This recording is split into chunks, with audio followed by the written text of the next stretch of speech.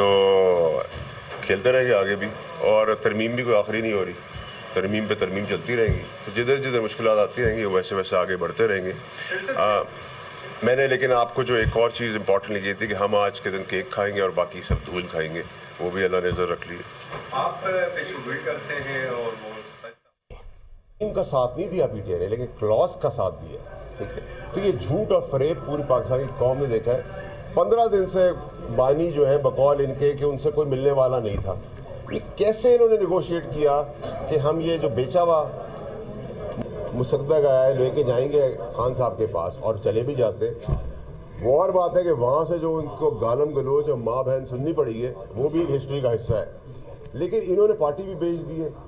ان کا جو 18 اکتوبر کا دھرنا تھا وہ بھی آپ نے دیکھ لیا کہ کوئی مچھر کیا مکھی کا بچہ بھی نہیں نکلا، اور قوم کو سمجھ آئے گی کہ یہ سارا بکاؤ مال تھا۔ دیکھیں آج بھی میں دیکھ رہا تھا کہ وہ بے شرم لوگ جو تحریک انصاف کی خلاف پریس کانفرنس کر کر، عمران خان صاحب کے خلاف پریس کانفرنس کر کے آج بھی سینیٹری کرسیوں پہ بیٹھے ہوئے اور آج بھی چھپے بیٹھے ہیں۔ ہم نے تو جب نکالے بھی گئے اور سچی بات پہ تب پارٹی پہ عروج پہ تھی اور خان صاحب چاند پہ تھے، اور ہم نے پارٹی کی سیٹ بھی منہ پہ ماری۔ تو آدمی کا کردار یہ ہوتا ہے۔ لیکن آج آپ دیکھ رہے ہیں کہ وہ ہیرو بنی پھر رہے تھے، لوگ دکھ دری داستان بتا رہے تھے کہ 9 مئی کو یہ ہوا، مذمت کرتے پہ بے شرموں کی طرح بے حیاؤں کی طرح بیٹھے بھی ہیں کرسیوں کے اندر۔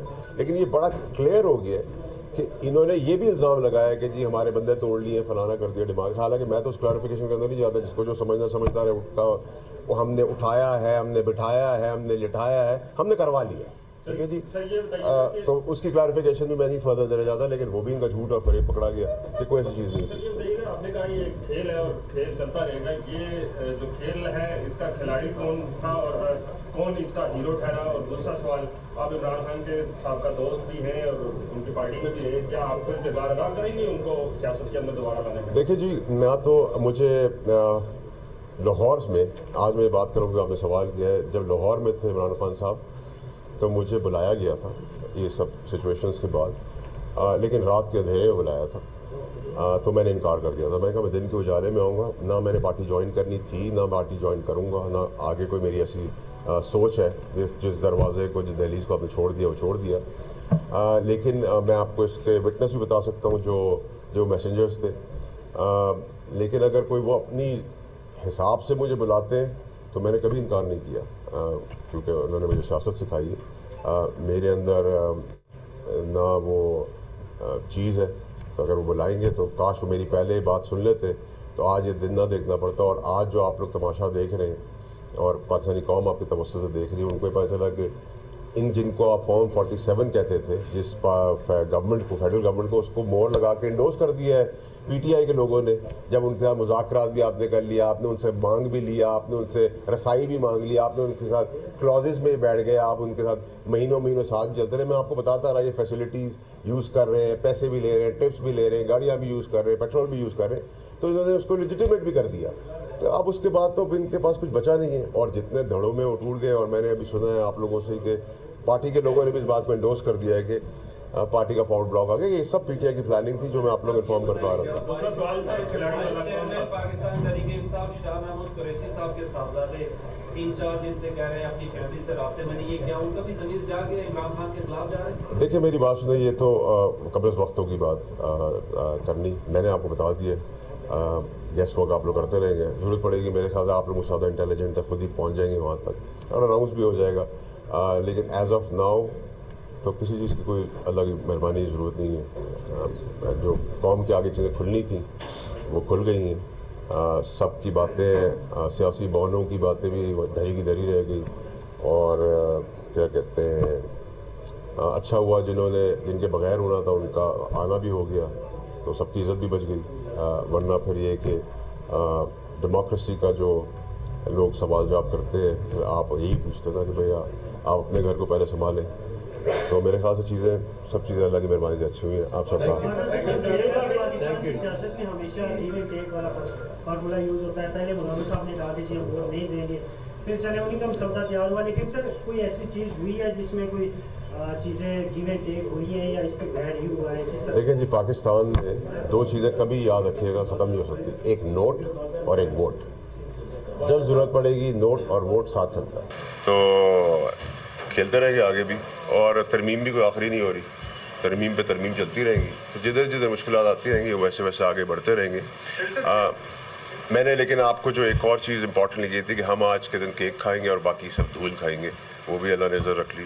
आप पेशगोई करते हैं और वो इनका साथ नहीं दिया पीटीआई ने, लेकिन क्लॉस का साथ दिया, ठीक है। तो ये झूठ और फरेब पूरी पाकिस्तानी कौम ने देखा है। 15 दिन से बानी जो है बकौल इनके कि उनसे कोई मिलने वाला नहीं था।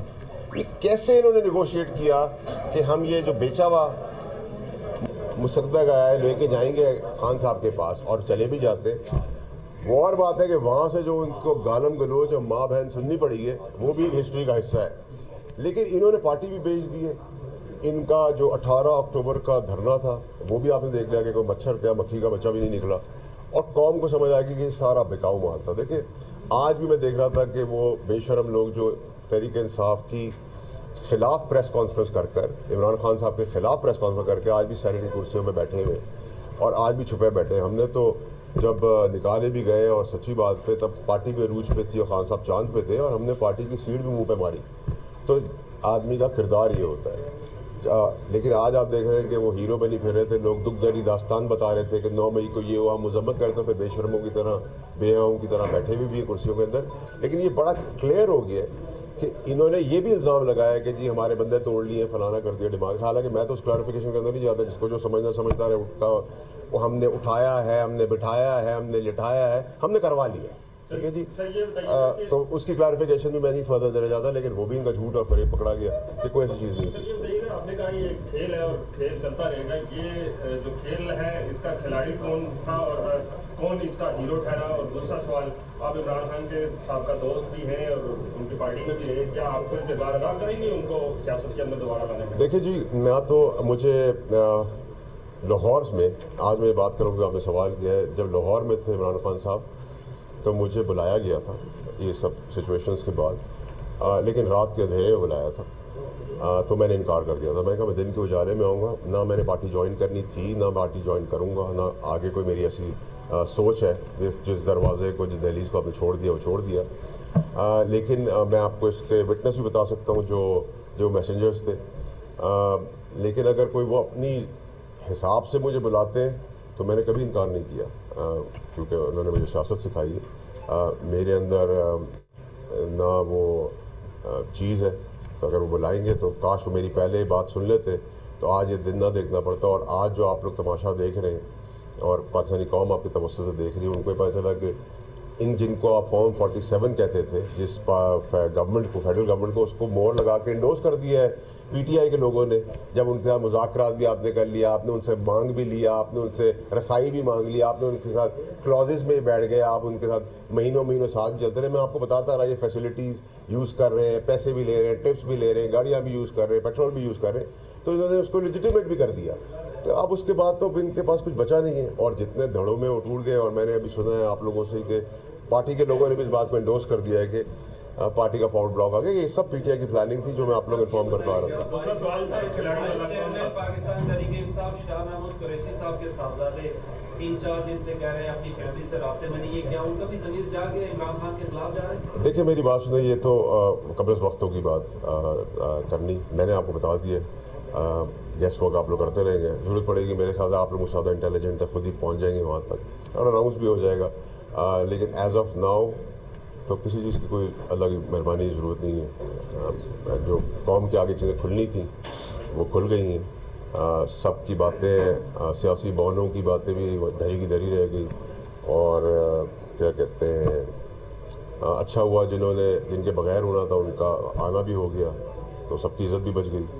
वरना फिर ये कि डेमोक्रेसी का जो लोग सवाल जवाब करते हैं, आप यही पूछते ना कि भैया आप अपने घर को पहले संभालें। तो मेरे ख्याल से सब चीज़ें अल्लाह की मेहरबानी से अच्छी हुई हैं। आप सबका सियासत में हमेशा गिव एंड टेक वाला फार्मूला यूज़ होता है। पहले मुलाजिम साहब ने कहा कि जी हम वोट नहीं देंगे, फिर चले उन्हीं का समझौता तैयार हुआ। लेकिन सर कोई ऐसी चीज़ हुई है जिसमें कोई चीज़ें गिव एंड टेक हुई है या इसके बगैर ही हुआ है? देखिए जी, पाकिस्तान में दो चीज़ें कभी याद रखिएगा ख़त्म नहीं हो सकती, एक नोट और एक वोट। जब ज़रूरत पड़ेगी नोट और वोट साथ चलता है।